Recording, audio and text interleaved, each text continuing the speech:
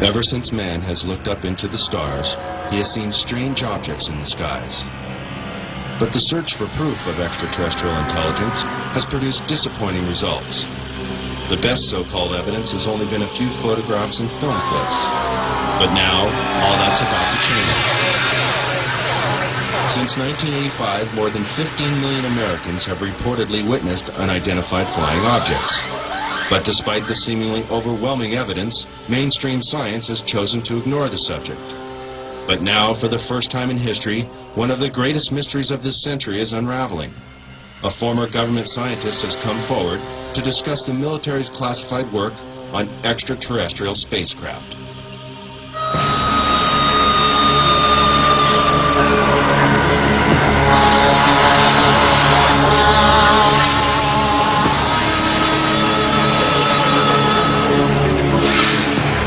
Human advances in technology have exploded in a million directions and show no signs of slowing down. The ever-increasing pace of achievement in the last several decades is unparalleled in human history. The high cost of developing and producing these technologies has limited the number of contenders from the private sector, leaving the government and large corporate businesses on the cutting edge of new discoveries. Always in the public eye, big business competes for high-paying contracts, working night and day to invent or further develop the next big thing to satisfy the masses. The government, on the other hand, must conceal information concerning national security that, for obvious reasons, should not be public knowledge. But when it comes to matters concerning the welfare of our planet, the living beings on it, or potential clues to the mysteries of the universe, many believe it should be our right to know. The end of World War II and the invention of the atomic bomb signaled a new era of international mistrust. Since the earliest days of the Cold War, which coincides with the Roswell incident and the start of the modern UFO era, the military has been especially secretive about its advances and achievements, while always searching for the perfect weapon or super sophisticated tool of espionage.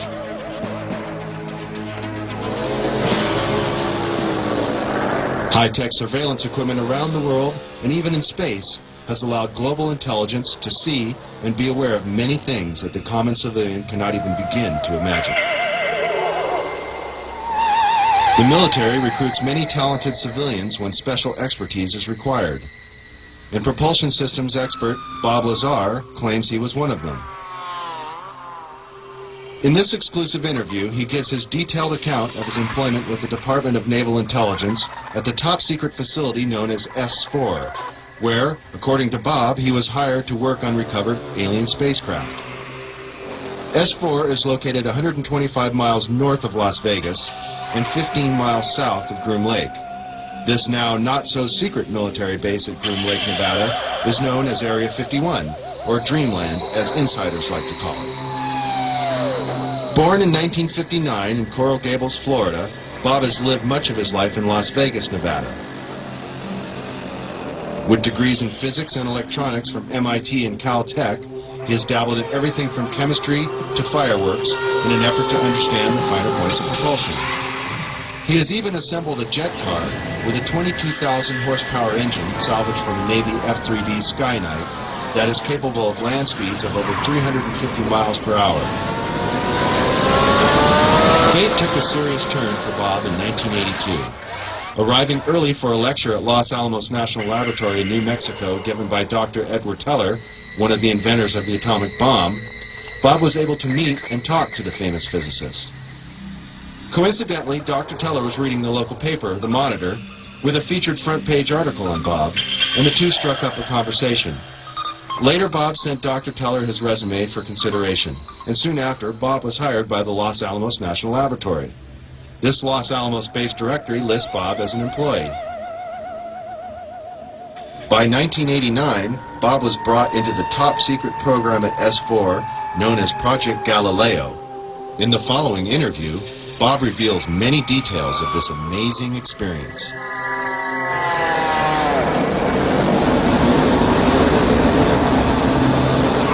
Did you witness any disk technology at Area 51?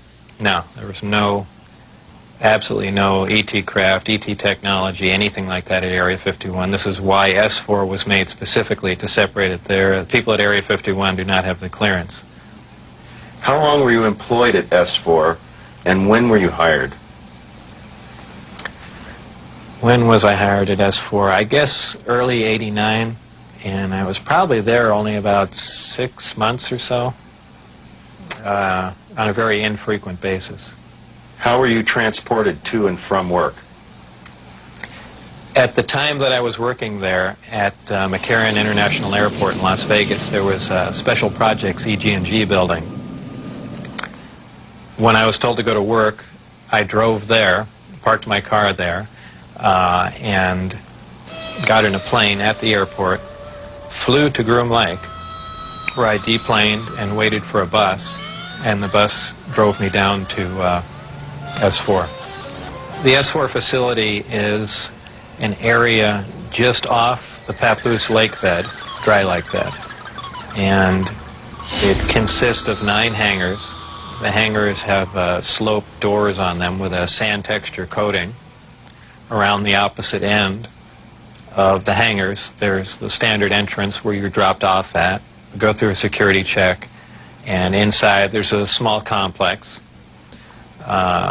There's some office space, there's several laboratories, the hangars themselves, of course, and a few other places. I didn't have free rein to go wherever I wanted to. Everywhere I went to, I was essentially escorted, so that was really all about that I saw. Inside the facility, what was the basic layout? Were there underground levels? I don't think there were any underground levels to it, though there could have been. I don't think it was an extensive underground facility. It just looked like an installation that was butt up against a mountain. And I didn't see any evidence of any stairs going down, elevators, or but like I said, I don't know. There could have been, and I just might not have been permitted in those areas. It's difficult to really surmise how long it had been operational. Everything did look fairly new. By that I mean I don't think this installation was there in the early 70s. Nothing was worn. Things looked fairly freshly painted. So, as a ballpark guess, I would say it would really surprise me if the installation was older than 5, 7, 10 years, something like that. A scientist killed in the project. What exactly happened there? Allegedly, obviously, I didn't see this, and I don't know it to be fact, but this is what I was told, that I was hired to replace one of a couple people that were killed while working on one of the reactors from one of the crafts. Apparently, they, for whatever reason, cut open an operating reactor, and the device exploded, killing both of them. The scientists that were killed there, allegedly the detonation from the explosion was fairly large. It would have rivaled a small tactical nuke. So it was done at the Nevada test site, and it was to be passed off as an unannounced nuclear test. Did you have any direct contact or communication with aliens? No, not at all. Tell us about the briefing files. Under what conditions did you gain access to them? I was put into the briefing room with 121 or 22 briefings, and really was just told to sit and read through them. I think they were there just to mainly educate me on what was going on. They weren't a complete in-depth explanation on everything else, but just essentially a brief synopsis on some of the other projects that were going on there.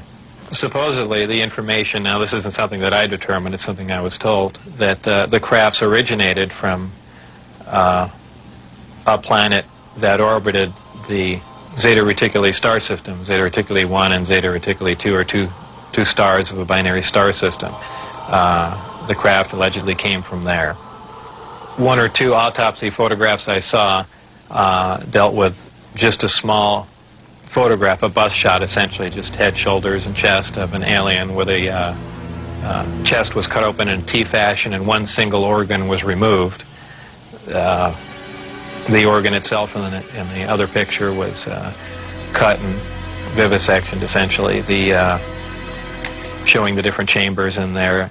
This was totally unrelated to anything I was doing, but from that photograph it looked like what you see in UFO lore as the typical gray. So how tall it was from what I could see, I couldn't tell because I only saw a portion of the photograph. But if everything else you see is correct, I would imagine it was 3.5 or 4 feet tall. But there again, all I had to see was a photograph, and I didn't have much to go on.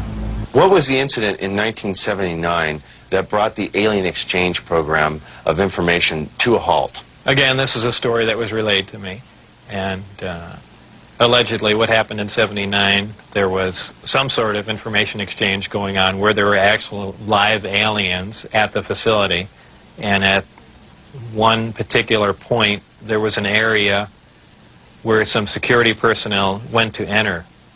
And apparently, because of not the sidearms, but the bullets in the sidearms, from what I understand, if they would have entered the area, the bullets would have detonated. And supposedly one of the creatures tried to stop the security personnel from entering the area, and a fight ensued. And the bottom line from the altercation was that the security personnel, I don't remember how many were involved, but were all killed, and they died of head wounds, and that's all that I heard of that story. What was your job description at S4? My official job description was a senior staff physicist. I don't know if I actually had that position when I was there, because I was there so infrequently. I wasn't supervising anyone, so that was the official position I was hired under. But whether or not I actually acted in that capacity, I don't know. What was the size of the staff working on Project Galileo?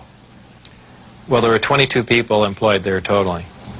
And that was specifically for the Galileo project? No, for the entire project. Oh, I see. There were 22 people with majestic clearance.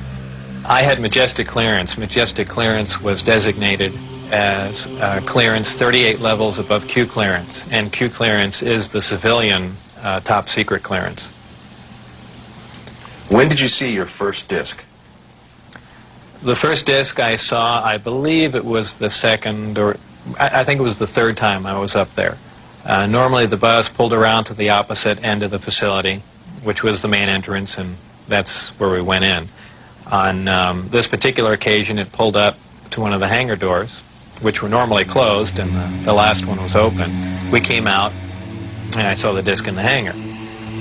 Upon seeing it, it struck me that, well, this explains all the UFO sightings. Not thinking that it was an extraterrestrial craft, that this must have been some advanced form of fighter that we've been working on for years, and, people have just caught it being tested, so on and so forth. And it never even occurred to me, even though I was looking at an extraterrestrial vehicle, that, this wasn't man-made. When did you realize the craft was not of earthly origin? Well, it probably really hit me when I got inside the craft and looked around and began to understand how the craft was operated, and finally grasped the whole project as a whole, as what we were doing, the fact that we weren't building this thing, we were trying to find out how it was made. We were back engineering it. What is back engineering? Well, back engineering is taking a finished product and finding out how the device or product was produced, and essentially determining whether or not you can duplicate it.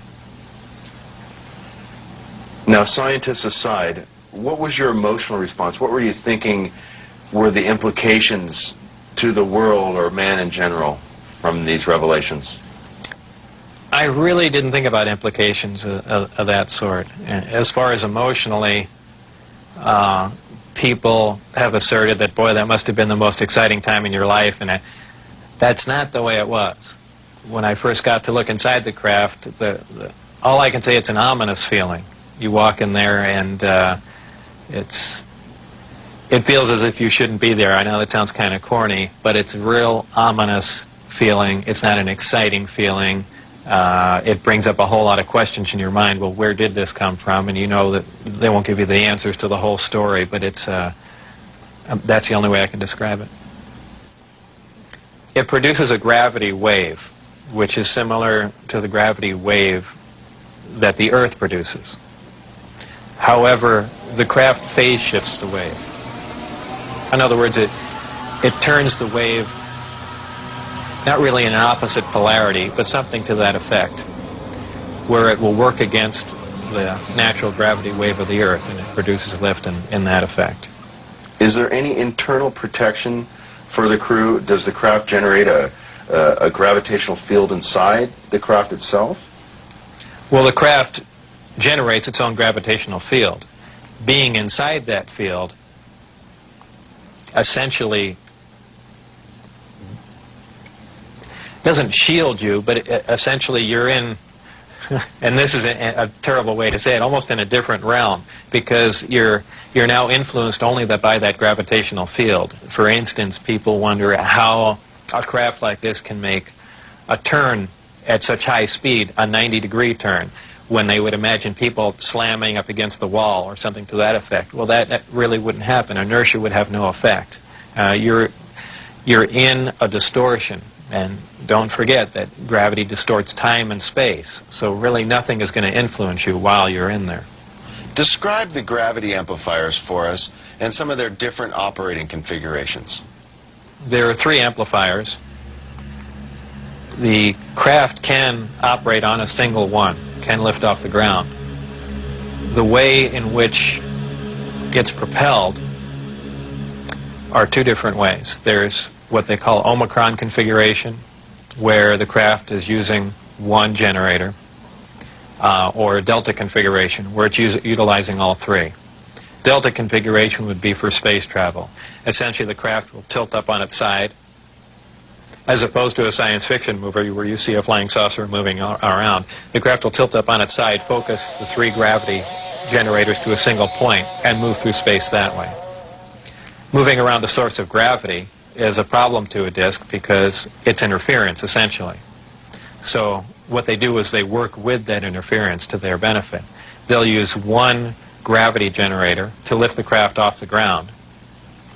And as opposed to what we're used to, for instance, a plane, once it's in the air, we envision thrust or some force coming out the back of it to push it forward. The crafts work completely opposite of that. What they do is once they're hovering in the air, they'll swing the 2 remaining gravity generators up in front of them and create a distortion, essentially a downhill. And the craft rolls downhill for infinity. It's always chasing a little distortion. That's why they look goofy when they fly around at low speed, because they're essentially, and any time you run over, the gravity field around the Earth is not completely constant and stable, depending on the minerals and density of the Earth underneath it. The gravity will vary somewhat, and you will get odd movements of the craft. So its low-speed mode is kind of unstable for the most part. I only witnessed one test flight up close, officially. That I was just inside the hangar. The test was going off probably, just as the sun was going down. And it was a low-performance test. I believe there were some pilots or test pilots in the craft. The craft must have been retrofitted to fit them, because the seating arrangements were really not accommodating.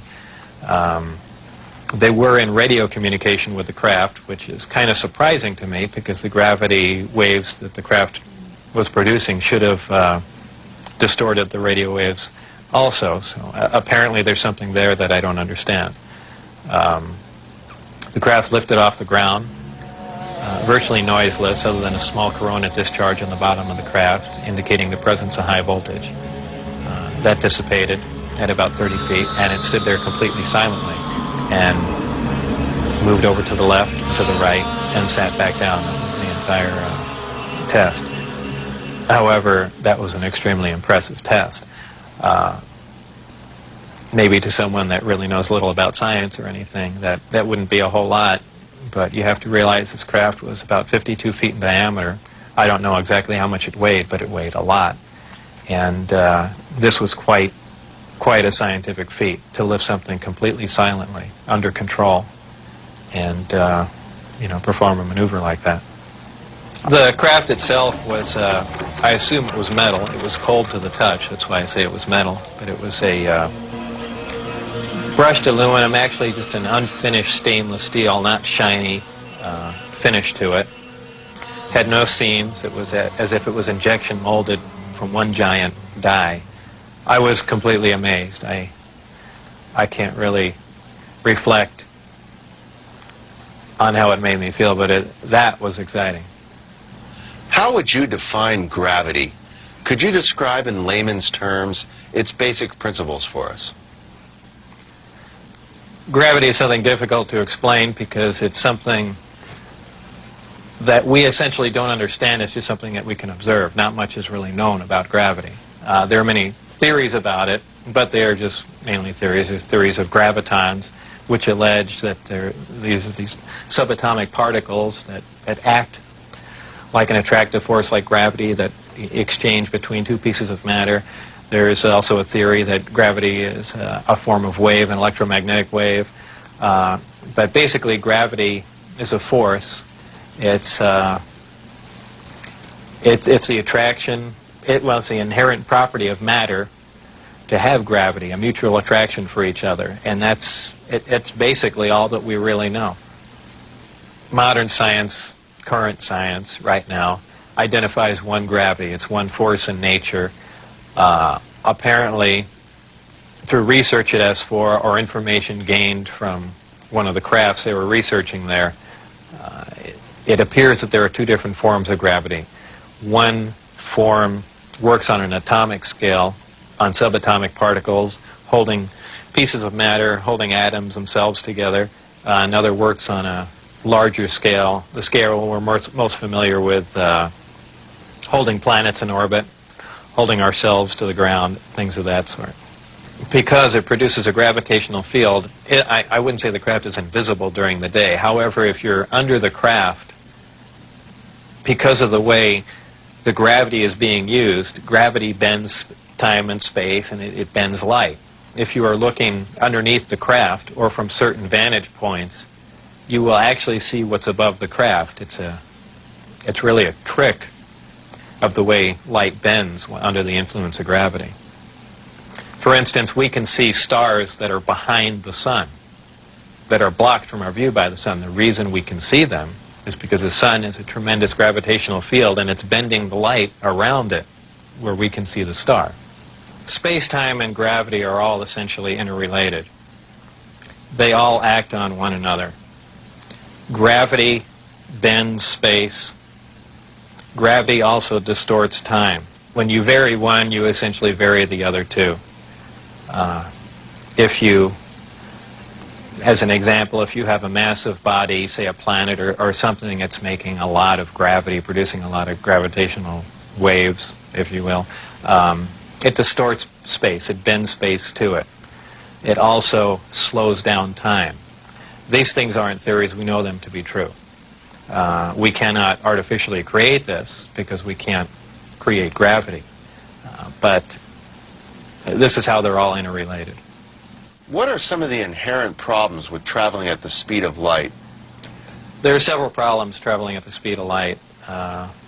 Just a couple of them are the fact that as your speed increases, so does your mass proportionally. In other words, the more energy you put in to go faster begins to slow you down by the fact that it's converted into mass. You have other problems like just traveling at such an extreme velocity, navigational problems, the fact that you might run into little tiny micrometeorites at speeds like this. They would undoubtedly destroy your craft. There's just a whole host of problems that you're going to run into just attempting to do something like that. Aside from the fact the amount of energy required to accelerate to the speed of light is horrendous. Could you briefly describe Project Looking Glass and Project Sidekick for us? Project Sidekick was another project going on with Galileo. Galileo was the project that I was involved in. Sidekick dealt with any of the weapon potential of the craft, whether or not the craft had a weapon in it or could it be used as a weapon, but it had something to do with some sort of particle beam configuration where the gravity generator can be used as a lens to focus a weapon of some sort, similar to the SDI device we were working on in the 80s, but with the potential of a focusing device using the gravity generator. And Project Looking Glass? Project Looking Glass dealt with the distortion, the fact that there's a time distortion, essentially looking back in time, and by that I do not mean looking back years ago to see the wagon train days. They're looking for distortions that are milliseconds in time, and what that was used for, I don't know, but that was just observing the time, the time distortion, time dilation phenomena of the craft in operation. What is element 115? Is it found here on Earth, or is it strictly an extraterrestrial material? 115 is strictly an extraterrestrial material. It probably occurs naturally in some other places, maybe other star systems. Some people not familiar with science or chemistry say, well, that's ridiculous, all the elements occur on Earth, but that's not true. There are elements on the periodic chart that aren't found on Earth. I believe the Heavy Ion Research Lab in Darmstadt, Germany, has reached element 112 recently. So 115 isn't that far away. And when they synthesize it, it's not like they're making a couple ounces of it. They're talking about 1 or 2 atoms of it. To make any usable quantity of a heavy element like that is virtually impossible. Element 115 is in the top of the reactor. And the base of the reactor apparently is a small, something similar to a cyclotron. It's a particle accelerator. A particle is accelerated to high speed and then deflected up a small tube, and it's aimed at the 115. This transmutes the 115, similar to the way we do that in a normal particle accelerator. This causes a reaction, a radiation emission that we really haven't seen before. It produces antimatter. This antimatter is guided down a tuned tube and reacts with a gas. When matter and antimatter react, they convert to 100% energy. This energy is converted, heat energy, is converted to electrical power in the reactor itself. This is done through a thermoelectric converter. And this electrical power is used to power other subsystems on the craft, though there is no wiring, as we would know it. Also, that's almost a byproduct of the reactor. The reactor also sets up a gravitational wave from the 115 being bombarded. This gravitational wave was present at the top of the reactor and is essentially guided in the same way microwaves are guided, through tuned tubes. And this goes to their amplifying cavities and through the projectors that are in the bottom of the craft. With the gravity generators running, is there thermal radiation danger to the crew? There is no thermal radiation while the reactor is running. The thermionic generator is 100% efficient, which is in violation of the first law of thermodynamics. But in fact, it works. Element 115 is stable. And for those familiar with chemistry, we know that elements with higher atomic numbers have shorter and shorter half-lives.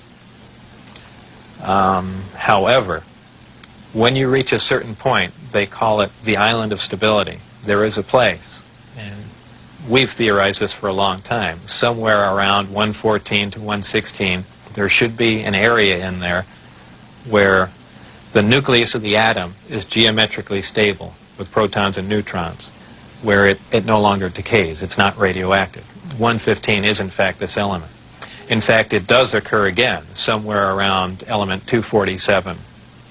Of course, we're nowhere near synthesizing that. We can only, predict things like that. But that's where 115 is.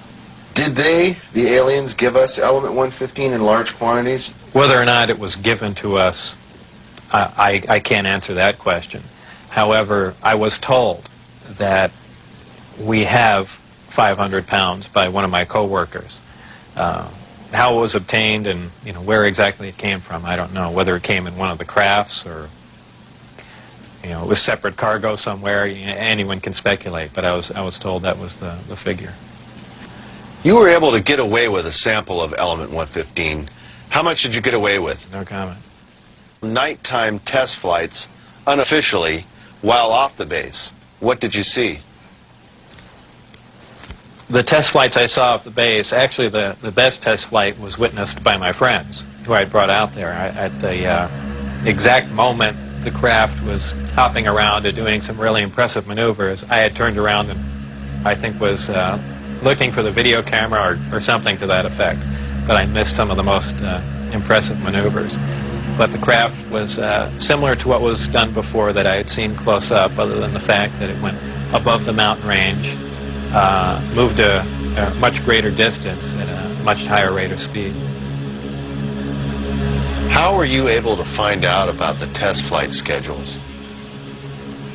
The test flight schedules were told to me specifically because I was probably going to have to be present during those times. And at that time, the test flights were taking place on Wednesday nights.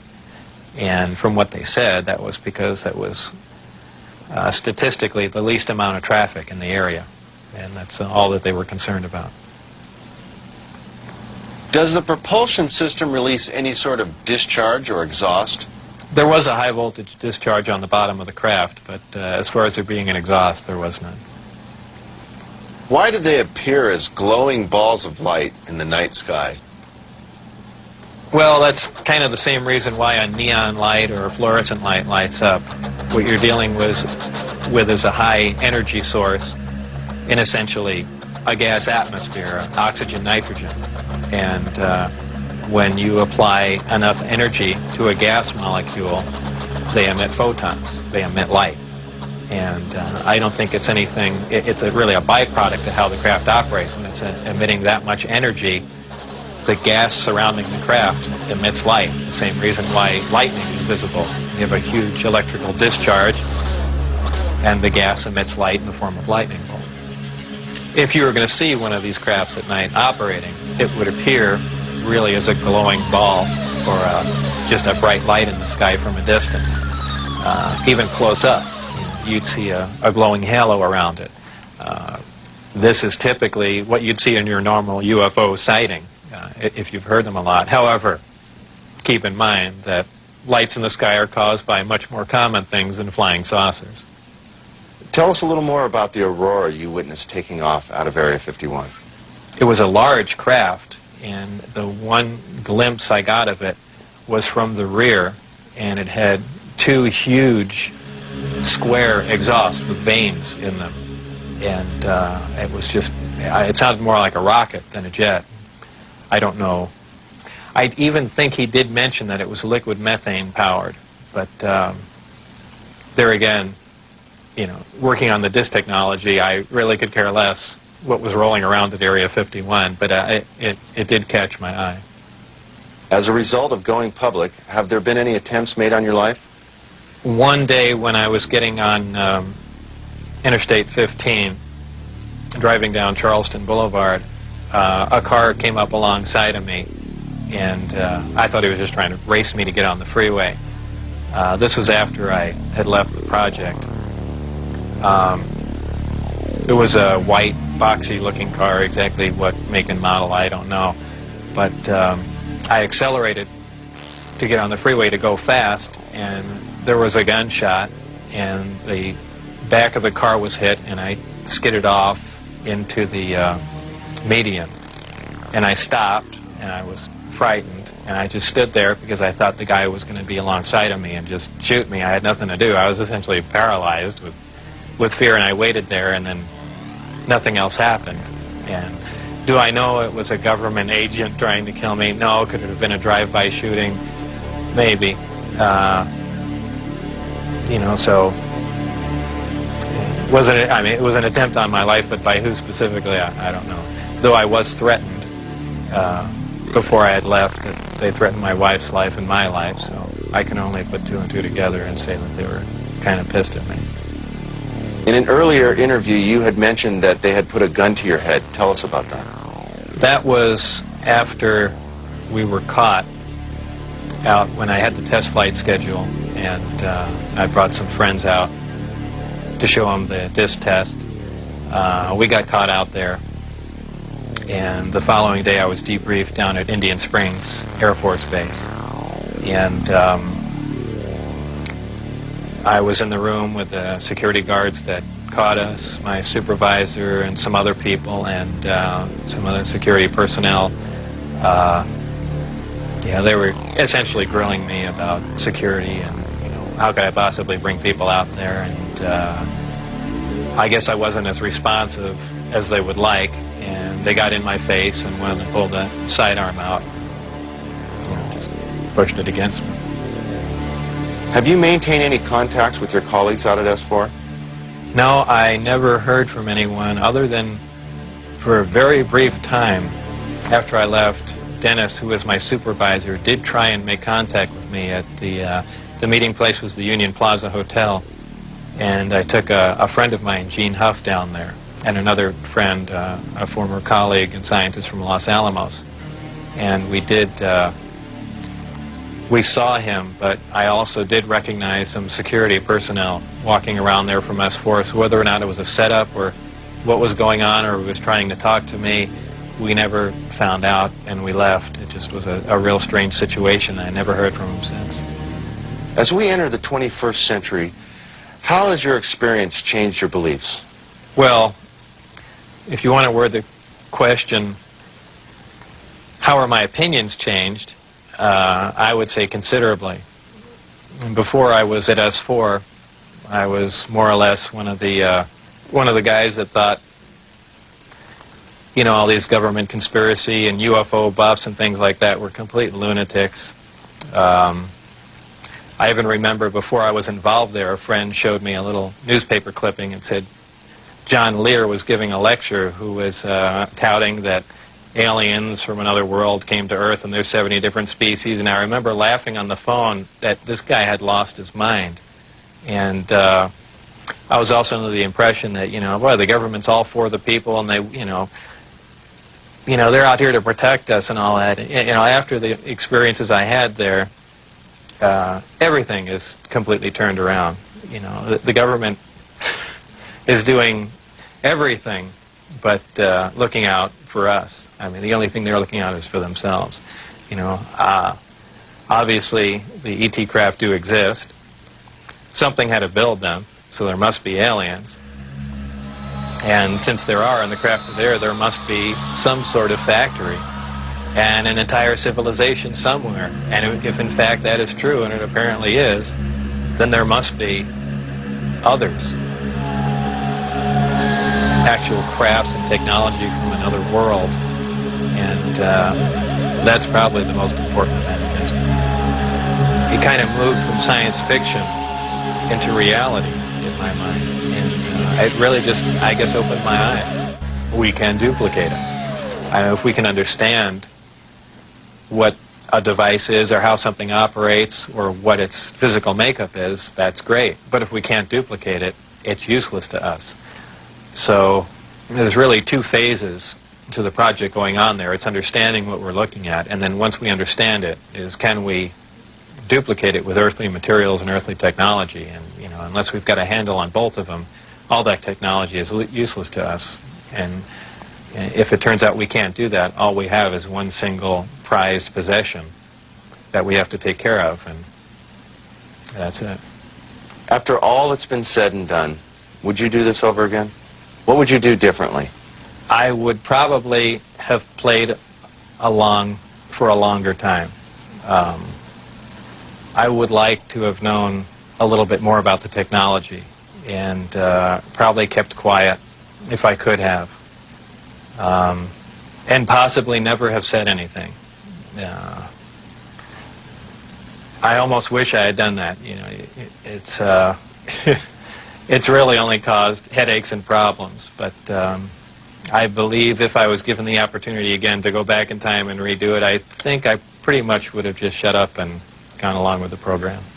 I would have much preferred that instead of the Navy or whoever it was that hand-picked a few renegade scientists here and there, that they turn it over to some more qualified people. Obviously, I was not the most qualified person on propulsion or field propulsion or anything of that sort. I was just some guy. I mean, I could have named 10 or 12 other guys that were more qualified than me. But, you know, if they turned it over to the scientific community and not just a couple guys here in the United States, I mean, you need a large group of people in a large lab to research what's going on there, not a little quiet installation. It's the security itself that prevents them from getting anywhere. I mean, they never do work hand in hand. You can't have a military mind. Science itself must communicate. You have to have a free exchange of ideas. That's how things progress. And when you clamp down on a security system like that, where you work in isolated groups and ideas cannot be exchanged, you don't get anywhere, and that's the problem they have. What does the future hold for Bob Lazar? Well, I'm not really involved in any of that stuff anymore. That's kind of put behind me. I have my own businesses that I work at, some computer graphics, some consultation, other technical jobs, radiation detectors, and a few other things like that. So really, I just go about my life, and that's, you know, something that happened that was fantastic, and it's over, but it's kind of hard to shake it loose. But eventually I will, and that'll be that. I think all the surveillance and everything stopped. I don't think anyone's bothering to monitor me. I've said everything that I know. It's been all over the place, so it's kind of a done deal. As far as whether or not there are any craft out there, I believe, you know, they were out and gone in probably the late '89, early '90, and the only thing people see now out there are, you know, flares or planes coming into land, but that's about it. Did you have an interest in flying saucers or science fiction in general as a child? I was never interested in flying saucers as a child. Science fiction, you know, I watched Star Trek, I guess, with everyone else back then, but for the most part, yeah, I didn't even believe in flying saucers up until I was employed at S4.